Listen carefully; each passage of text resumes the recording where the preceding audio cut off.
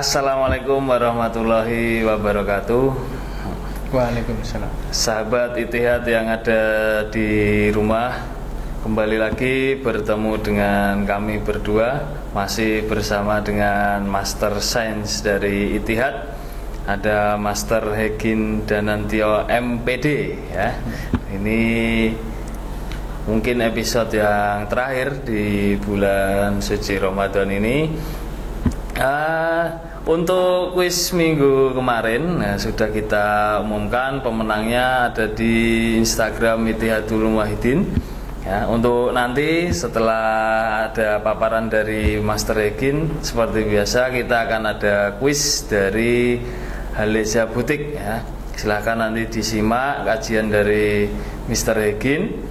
Nah, nanti di akhir nanti akan ada kuis. Nah, nanti ada hadiah yang menarik dari Haleja. Siapa tahu nanti bisa menjadi THR kita di Hari Raya Idul Fitri ya, Master ya.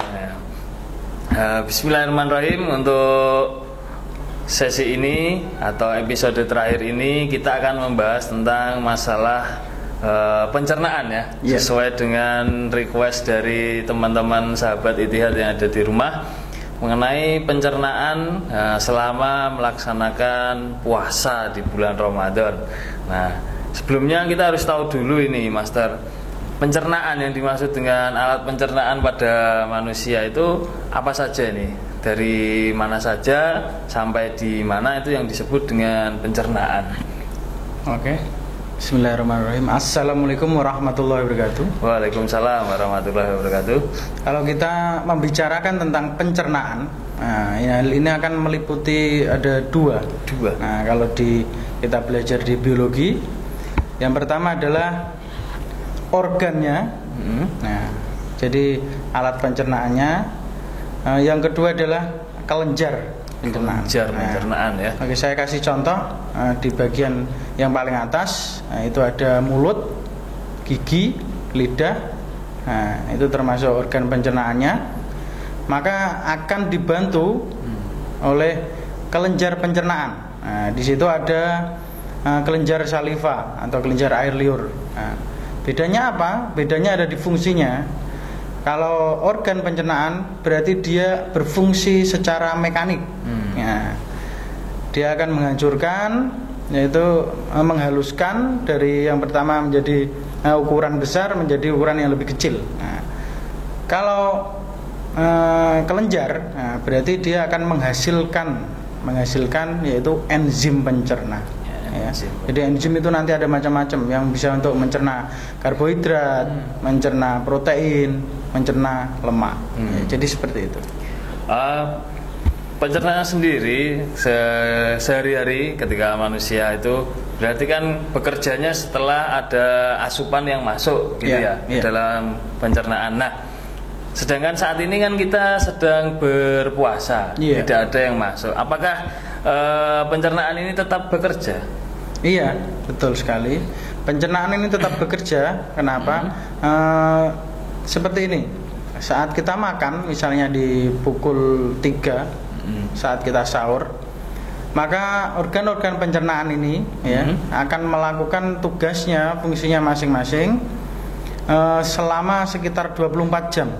Total itu sudah terserap oleh usus halus. Nah, berarti seumpama kita membuat segmentasi atau kelompok sekitar nanti sampai di lambung itu 6 jam, nanti di usus besar berapa jam seperti itu. Jadi total sehari tubuh kita melakukan pencernaan sampai terserap usus halus itu sekitar 24 jam atau bisa sampai 33 jam tergantung tadi aktivitas, jenis kelamin dan lain-lain.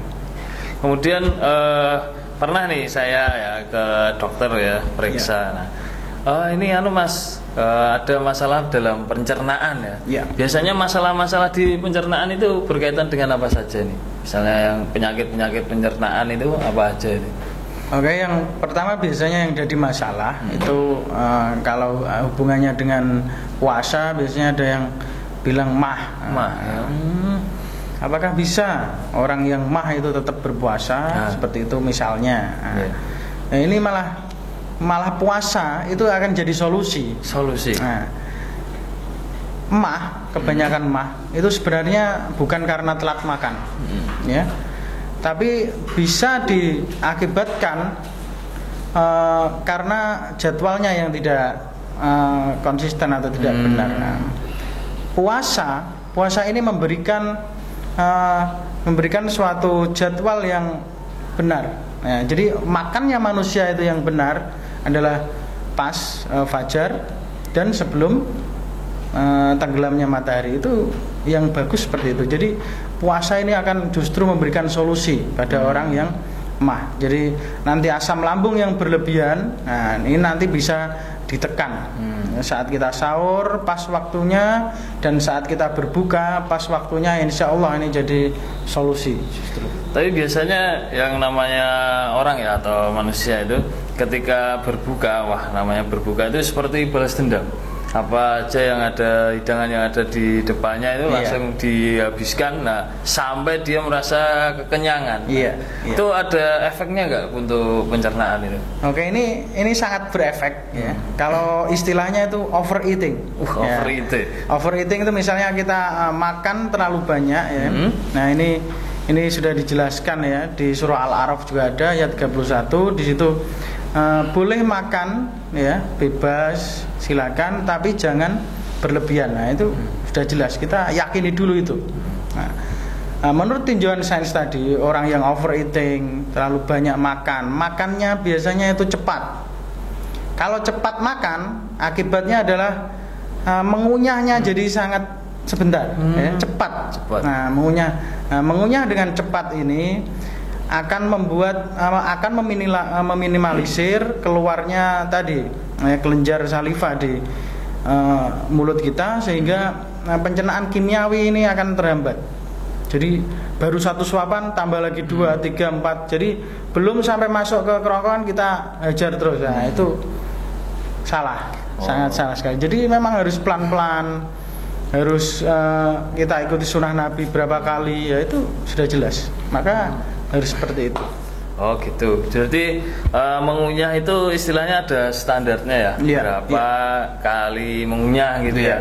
Nah, berkaitan dengan pencernaan juga, kita kan selama berpuasa itu kan asupan yang masuk pertama adalah ketika kita sahur. Ya, nanti setelah sahur kan kita berpuasa sampai dengan nanti berbuka ya. Betul. Kira-kira manfaat atau faedahnya sahur bagi pencernaan saat berpuasa itu apa kira-kira? Yang pertama jelas, yang pertama adalah sebagai cadangan energi ya. Jadi itu sarapannya ya. Jadi sahur itu sarapan, kalau dalam bahasa barat itu namanya breakfast ya. Fast itu puasa, break itu mematahkan. Jadi memang sahur itu ya makannya ya nanti sama dengan buka. Jadi dalam siklus tidur, tidur itu kan kita puasa juga. Nah, maka dibatalkan dengan sahur tadi. Sahur ini fungsinya nanti untuk memberikan cadangan energi saat nanti kita fasting, nanti berpuasa sampai petang seperti itu. Nah, seperti itu ya sahabat Ittihad yang ada di rumah. Bagi nanti yang ingin bertanya, langsung aja kalian ketik di Instagram kami Ittihadul Muwahhidin 2030. Pertanyaannya insya Allah nanti akan dipilih oleh teman-teman dari redaksi. Pertanyaan mana? Nah, bagi yang belum terjawab, nanti jangan berkecil hati. Masih ada kesempatan untuk mendapatkan hadiah di kuis ya. Kuis ini persembahan dari Eliza Butik. Nanti yang pengen berfashion syar'i setiap hari, tampil keren seperti kami ini, ini sponsor dari Eliza ini. Ini gratis lagi. Gratisan lagi, ya Allah, 1 bulan dapat 4 kali ya. Oke. Ini kita masuk di sesi tanya jawab. Ya, tanyaannya sudah banyak. Sudah masuk ini dari Instagram @abangafan_putra utomo. Iya. Ini ada pertanyaan ini. Assalamualaikum warahmatullahi wabarakatuh. Selamat sore, Mr. Hegin. Ya. Saya mau bertanya. Nah, sering saya mendengar adanya berbuka itu dengan yang manis-manis. Oke. Nah, kira-kira apa manfaatnya berbuka dengan yang manis? Ya, contohnya kan kita yang manis ini. Ini salah satunya. Tapi ini yang berkaitan dengan makanan. Nanti karena pengaruhnya dengan pencernaan. Nah, ini pertanyaan dari Bang Afan, ini perlu dijawab ini karena dia suka yang manis-manis. Ya, yang pertama yang namanya manis itu memang disukai banyak orang ya kan? Ya, termasuk kita ya, itu disukai banyak orang ini. Oke, kebiasaan Rasulullah atau yang disunahkan adalah yang semua orang tahu adalah kita makan kurma. Oke. Kalau dipelajari ya, kurma ini merupakan jenis tumbuhan kering yang hasil fotosintesisnya memiliki karakteristik berbeda dengan tumbuhan lain ya. Kalau hasil fotosintesis tumbuhan lain biasanya adalah glukosa. Nah, kalau kurma ini luar biasa. Selain dia menghasilkan glukosa, dia langsung menghasilkan fruktosa. Fruktosa ini gula buah. Nah, terus apa hebatnya fruktosa? Nah, seperti ini ceritanya. Kalau dalam respirasi seluler ya ada tahapan namanya glikolisis. Glikolisis ini adalah pemecahan glukosa yang nantinya di tahap akhir akan berubah jadi ATP. ATP itu energi ya di dalam sel. Oke, glukosa ini nanti akan diubah jadi fruktosa dulu. Ya, agar nanti akhirnya jadi energi. Nah, karena kurma ini sudah punya fruktosa, maka akan mengurangi satu tahapan awal ini. Jadi ini jadi akan sangat hemat, ya, hemat waktu, hemat energi. Karena tahapan awal ini juga butuh energi, ya. Jadi ada reaksi baliknya. Karena fruktosa ini, maka langsung tahapan yang pertama ini langsung bisa dilewati. Maka kurma ini sangat bagus untuk pencernaan kita sehingga tenaga kita cepat pulih. Seperti itu. Tapi makanya, untuk kurma itu ada istilahnya batasannya enggak? Misalnya berapa yang harus dimakan ketika berbuka atau minimal berapa gitu, ada enggak? Ya, yang biasanya disarankan adalah ganjil. Ya, karena Allah menyukai yang ganjil. Atau biasanya ya 7 boleh. Ya. Begitu itu silahkan. Kurma ini tidak memiliki efek samping apa-apa. Bahkan sudah diriwayatkan di Al-Quran saat Maryam melahirkan Nabi Isa, ya kan? Dia ada di surah Maryam ayat 25. Di situ setelah melahirkan, ini kan seorang wanita sangat lemah sekali, ya. Beliau duduk di pangkal pohon kurma. Nah, di situ diperintah oleh Allah untuk menggoyangkan batang kurma. Padahal jika kita praktekkan, misalnya 20 orang laki-laki yang besar ini nggak goyang sama sekali, ya. Karena batangnya besar, ya. Seperti ya kelapa kalau di sini, karena ini masih masuk suku palma, ya, suku kelapa. Maka setelah digoyangkan maka jatuh kurma, sehingga kurma ini yang masih muda istilahnya rutab ini dikonsumsi oleh Maryam sehingga tenaganya cepat pulih. Ya, maka Allah memilih kurma sebagai makanan untuk memulihkan tenaga Maryam setelah melahirkan. Oke. Sebelum masuk di pertanyaan yang kedua, ya, ini sudah ada kode dari tim. Caranya kita masuk di kuis, ya. Kuis dari Halesya Butik. Oke, sahabat, untuk kuis ini syaratnya adalah yang pertama follow Instagram dari Ittihadul Muwahhidin 2030 dan juga follow juga Instagram dari Halesya. E-nya double ya. Halesya. ZHA, oke. Pertanyaannya adalah sejak pertama kali Ittihadul Muwahhidin berdiri hingga sekarang sudah berapa tahunkah Ittihadul Muwahhidin beroperasi, ya, istilahnya? Ya, berapa tahun? Nah, nanti teman-teman silakan dijawab di kolom komentar yang ada di bawah, ya, di channel YouTube Ittihadul Muwahhidin. Saya ulangi, sejak pertama kali Ittihadul Muwahhidin berdiri hingga sekarang ini, ya, 2020, sudah berapa tahunkah Ittihadul Muwahhidin beroperasi? Langsung kirimkan jawabannya. Nanti jawaban yang benar dan yang terpilih dari tim kami akan dihubungi langsung dan mendapatkan hadiah yang menarik dari Halesya Butik. Gitu ya, Master, ya. Oke, kita masuk di pertanyaan yang kedua. Oke. Ternyata banyak ini pertanyaan, tapi karena kita durasinya itu hanya sebentar ya, karena sponsornya banyak sekali kita ini. Ya, semenjak ada Master Hegin memaparkan itu, wah ratingnya naik gitu. Yang kedua ada @m_ahyat. Nah, ini kelihatannya pernah dengar ya? Pernah dengar ini ya. Assalamualaikum warahmatullahi wabarakatuh. Selamat sore Mr. Hegin. Saya mau bertanya, kebetulan saat ini saya menderita sakit mah. Kira-kira jika saya berpuasa masih amankah saya berpuasa saat memiliki penyakit mah? Ini sebenarnya tadi sudah, tapi perlu dijawab lagi yang namanya pertanyaan kan, perlu dijawab. Kasihan nanti kalau nggak dijawab nanti wah timbul lagi pertanyaan lagi dia. Ya. Silakan dijawab Mr. Hegin. Yang pertama, yang penting kita ikut diagnosa dokter. Misalnya gini, ini mahnya tingkat berapa, ya, akut atau tidak? Kalau bisa sampai tukak lambung atau akut dan tidak boleh puasa, maka ya sudah, tidak usah puasa. Tapi tidak ada cerita orang yang berpuasa sakit mah. Ini maksudnya tataran yang tingkat mah biasa, itu tidak ada cerita. Tadi sudah saya jelaskan bahwa justru dengan puasa ini akan jadi solusi. Ya. Jadi jadwal makan ya itu akan lebih tertata sesuai dengan kondisi fisiologis manusia. Ya, kondisi fisiologis manusia itu makannya itu ya pagi dan petang. Nah, itu udah jelas ya. Seperti itu. Jadi kalau emah sendiri itu ditimbulkan karena apa? Biasanya kan orang emah itu kan perutnya kan perih itu. Iya. Nah, kok bisa perih itu karena terjadi apa di dalam pencernaan? Mah itu secara alamiah, lambung itu kan menghasilkan asam klorida ya. Asam klorida yang berlebihan ya, harusnya kan porsinya di lambung itu sepertiga seperti yang dikatakan Rasulullah ya, makanan sepertiga air udara. Nah, seperti itu. Kalau makanan kurang seperti itu, maka HCl ini nggak bisa ikut kurang, maka tetap aja dia produksi.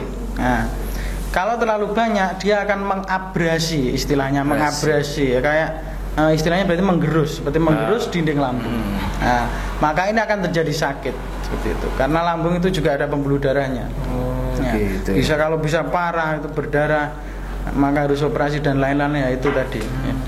Jadi tingkat keasamannya nanti tinggi ya dalam tubuh ya. Itu kan bisa menimbulkan sesak nafas juga ya. Iya, itu kalau sudah sampai naik ke kerongkongan seperti itu. Ya, yang terakhir ini ada pertanyaan dari @azizi_minan. Nah, ini pertanyaannya adalah Assalamualaikum warahmatullahi wabarakatuh. Waalaikumsalam. Saya mau bertanya, setelah sahur biasanya karena merasa kenyang gitu, kemudian menunggu sholat subuh, kemudian melaksanakan sholat subuh. Saat itu biasanya setelah sholat subuh langsung tidur. Nah, ini dari Mas Minan. Benarkah dengan tidur setelah sholat subuh itu bisa mengganggu pencernaan? Kira-kira benar nggak itu? Ya, benar sekali. Beberapa memang terganggu ya, terutama jika kita baca di beberapa referensi itu, terutama proses defekasi. Ini akan terganggu. Defekasi itu apa? Defekasi itu proses pengeluaran feses ya. Nah, kita ke toilet lah, itu pasti akan terganggu. Kenapa? Karena jam defekasi yang seharusnya jam segitu, misalnya setelah subuh atau setelah sahur, itu kita ganti dengan tidur. Nah, proses defekasi yang terhambat, nah maka apa efeknya? Efeknya ya tadi kita bisa sembelit, bisa sembelit dan nanti bisa kalau terinfeksi di usus itu bisa cukup berbahaya juga di usus besar. Maka baiknya setelah sahur ya memang kita harus sabar ya, sabar menunggu subuh, kita kuatkan mata kita, kalau bisa kita gunakan gerak-gerak sedikit ya. Gerak sedikit itu misalnya renang, push up gitu ya. Renang. Oh iya.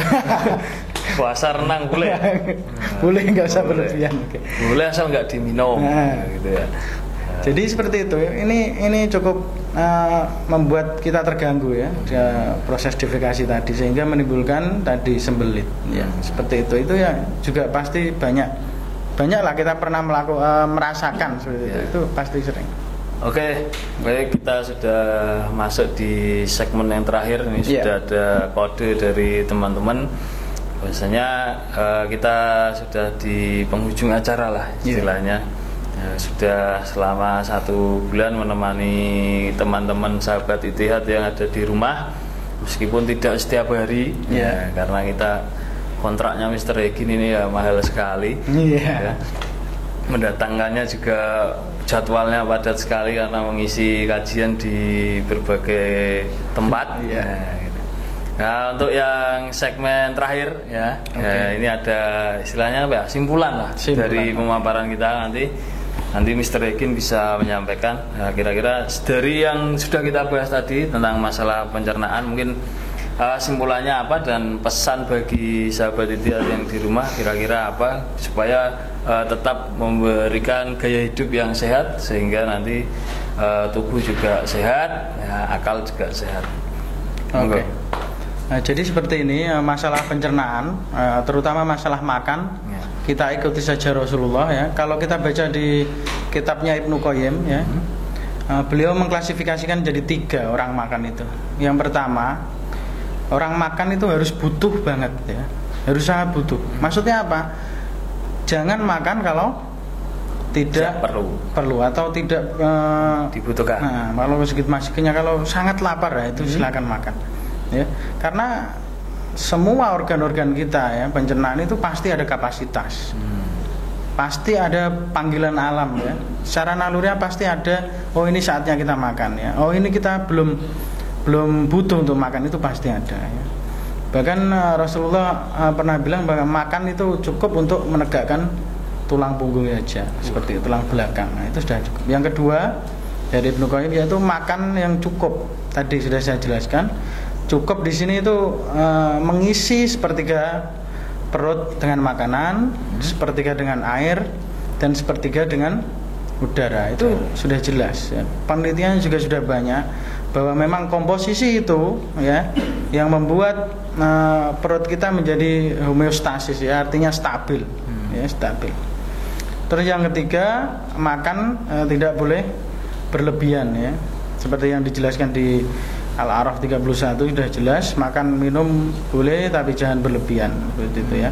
Karena berlebihan tadi ya, makan dengan cepat, makan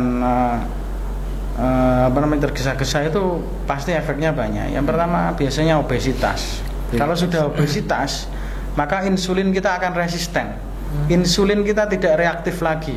Padahal insulin itu adalah tugasnya untuk nanti memecah glukosa, nanti disimpan dalam bentuk glukagon ya di dalam hati. Nah, maka kalau insulin tidak reaktif lagi ini berbahaya. Ya, maka glukosa akan sangat tinggi beredar di dalam darah. Nah, ini berbahaya. Makanya penyakitnya biasanya adalah kencing manis tadi, diabetes mellitus, karena tadi resistensi insulin. Yang kedua itu etika makan. Ini harus kita jaga ya. Etika makan juga sudah banyak dijelaskan oleh Rasulullah. Nanti silakan bisa dibaca ya, ada berdoa, duduk, mencuci tangan dahulu pakai tangan kanan, tubuh harus tegak dan lain-lain. Itu sudah banyak diajarkan. Yang penting halal di sekolah-sekolah itu makan makanannya halal. Oke, seperti itu. Gitu ya.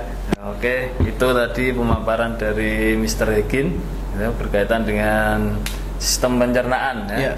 Semoga ilmu pada sore hari ini bisa bermanfaat bagi kita semua. Jangan lupa jika ingin mendapatkan THR yang menarik dari Haleza, langsung saja tadi dijawab kuisnya.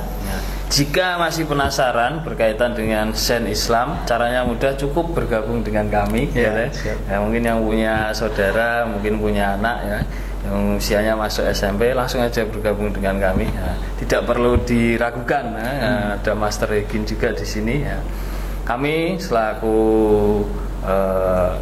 pembawa acara dan juga pemateri pada sore hari ini dan kerabat kerja yang bertugas mohon undur diri bila ada salah kata selama 1 bulan ini ya kita menemani sahabat Ittihad yang ada di rumah selama bulan Ramadan. Kami mohon maaf yang sebesar-besarnya. Bila taufiq wal hidayah. Assalamualaikum warahmatullahi wabarakatuh.